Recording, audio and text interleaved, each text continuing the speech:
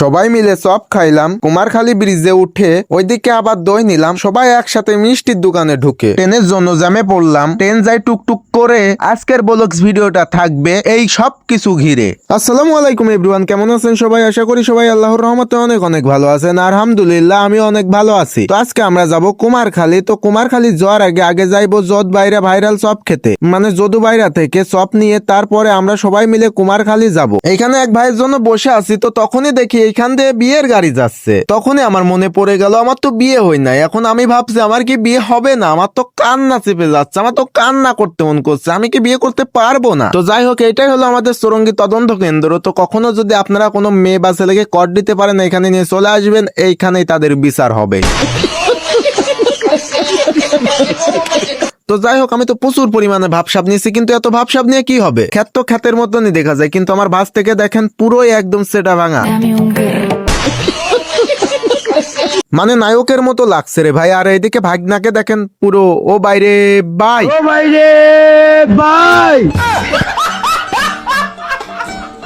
তো আমরা ইয়ার্কি ফাজলামি করতে করতে চলে আসলাম যদু বাইরে বাজারে, যেই বাজার থেকে আমরা চপ নিব। তো আমরা চিন্তা করছি এর আগে কয়েকবার এসে ফেরত গিয়েছি, কারণ দোকান বন্ধ ছিল। এখন কি দোকান বন্ধ আছে না খোলা আছে? তো অবশেষে আমরা গিয়ে দেখতে পারলাম না, দোকান খোলা আছে। আঙ্কেল চপ ভাজছে। তো আমি গিয়ে আমাদের জন্য 40 পিস চপ সিঙ্গারার অর্ডার দিয়ে দিলাম। তো বললো একটু দেরি হবে। তো আমি তো আর সহ্য করতে পারছি না, সেই জন্য এখান থেকে চপ নিয়ে খাওয়া শুরু করে দিলাম। আর এইখানকার চপ প্রচুর পরিমাণে ভাইরাল, সেই জন্য এই আঙ্কেল এই যে এইরকম কয়েক ডিশ চপ বানাই, আর সাথে তো সিঙ্গারা আছে। তো অনেকক্ষণ বসে থাকার পরে আমাদের চপ আর সিঙ্গারা রেডি হয়ে গিয়েছে। তো প্যাকেটিং করে দিয়ে দিল। আমরা ডাইরেক্ট নিয়ে চলে এসেছি একদম কুমারখালী ব্রিজের পারে, কারণ ব্রিজের পারে এত সুন্দর ওয়েদার, আর এত সুন্দর ওয়েদারে এসে কিছু খাওয়া, ফ্রেন্ড সার্কেল সব একসাথে, তাইলে মজাটাই আলাদা। তো গাইজ, আমি এখন আপনাদেরকে চপ খেয়ে দেখাবো যে কিভাবে চপ খেতে হয়। এই যে এইভাবে নিয়ে এইভাবে খাই।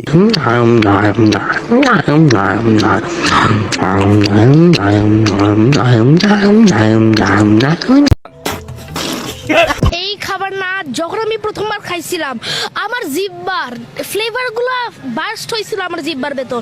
কত ভালো লাগছিল প্রথম বাইটে, আমার চোখটা কত বড় হয়ে গেছিল, মনে হচ্ছিল যে আমার চোখের পাপড়ি হলো আরো বড় হয়ে যাচ্ছিল। কত মজা ছিল এই খাবার, হলো সবচেয়ে মজার খাবার এই পৃথিবীতে আমি খাইছি। আমি আমার বাবার সার্জারির জন্য ইন্ডিয়াতে গেছিলাম, আর ইন্ডিয়াতে এরকম খাবারও আমি পাইনি। এই খাবারটা অনেক মজা। তো পরবর্তীতে আমাদের চপ খাওয়া হয়ে গেল, সেই জন্য এখন আমরা চলে যাব আমাদের দই কেনার উদ্দেশ্যে। তো গাই, সুন্দর একটা ফিল আসছিল। ওই দিক থেকে সূর্যের আলো গায়ে লাগছিল, আর এই দিক থেকে ঠান্ডা বাতাস নদী থেকে উঠে আসছিল, মানে দুইটা জমে একদম ক্ষীর হয়ে গিয়েছিল। আর কি বলবো, ক্ষীর আমরা খাচ্ছিলাম। যাই হোক, এয়ারকার্ডটা মারতে মারতে আমরা দয়রামপুর দধি ভান্ডারে চলে আসলাম। এর আগেও একটা ব্লগস ভিডিওতে আপনারা দেখছেন যে আমরা এখান থেকে এসে দই নিয়ে গিয়েছিলাম এবং মিষ্টি খেয়েছিলাম। তো সেই দিনকার মিষ্টি এবং দই আমাদের কাছে ভালো লেগেছিল, সেই জন্য আবার আমরাই এইখানে চলে এসেছি। তো আমি এর থেকে বড় পাতিলগুলাই নিতে চেয়েছিলাম, কিন্তু বড় পাতিলগুলা নাকি ফুরিয়ে গিয়েছিল, সেই জন্য কিছু করার নাই, ছোট পাতিলগুলোই নেওয়া লাগলো। তো আমি এসেছিলাম আমি একা দই নিব বলে। তো আমাদের ভাগ্নে বললো যে আমি যতক্ষণ এসেছি আমিও এক পাতিল নিয়ে যাই, সেই জন্য আমরা দুইজন দুই পাতিল নিয়ে নিলাম। তো পরবর্তীতে আমাদের দুইজনের দুইটা দই প্যাকেটিং করে দিল। আমরা প্যাকেটিং করে টাকা পয়সা দিয়ে চলে আসলাম। তো ঠিকঠাকই আসছিলাম, তো হঠাৎ করে আমরা জ্যামে পড়ে গেলাম। সেম টু সেম আমার ভাগ্যের মতো। আমার ভাগ্য এইভাবে ঠিকঠাক যায়, কিন্তু হঠাৎ করে জ্যামে পড়ে যায়। সেই কারণেই তো আমি বেশি দূর আগাইতে পারি না, কোনো কিছু করতে পারি না। তো অনেকটা সময় ধরেই জ্যামে পড়েছিলাম, কারণ এইখান দিয়ে ট্রেন যাচ্ছিল। তো ট্রেনও চলে গেল, আমরাও বাসার জন্য রওনা দিয়ে দিলাম। কোনো বয়স নাই, সিঙ্গেল ওইটি হইলো প্রকৃত প্রেম।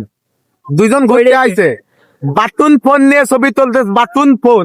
আর আমরা কি করি, দিয়ে দিলাম নিয়ে তৈরি যাই। হ্যাঁ, আমার প্রেম মানে ওই খেতে খামারে। আর এরা কি কবো, এদেরই রিয়েল প্রেম, 90 দশকের প্রেম এদের। তাছাড়া আমাদের দ্বারাই আর কোনো কিছু সম্ভব না, বুঝছেন ভাই?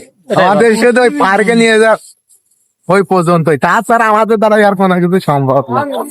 এটাই বাস্তব। তো গাইজ, আজকের ভিডিওটি এই পর্যন্ত। ভিডিওটি কেমন হয়েছে অবশ্যই কমেন্ট করে জানাবেন। আর এই ভিডিওটা শুধুমাত্র এন্টারটেনমেন্টের জন্য বানানো হয়েছে। তো সবাই ভালো থাকবেন, সুস্থ থাকবেন, খোদা হাফেজ। আর হ্যাঁ, আমাদের পেজটি ফলো করে দিয়ে যাবেন। ধন্যবাদ। বাইরে ভাই কানা পাকুয়া। আস্তাগফিরুল্লাহ, আস্তাগফিরুল্লাহ, আস্তাগফিরুল্লাহ, আস্তাগফিরুল্লাহ, আস্তাগফিরুল্লাহ। হুজুর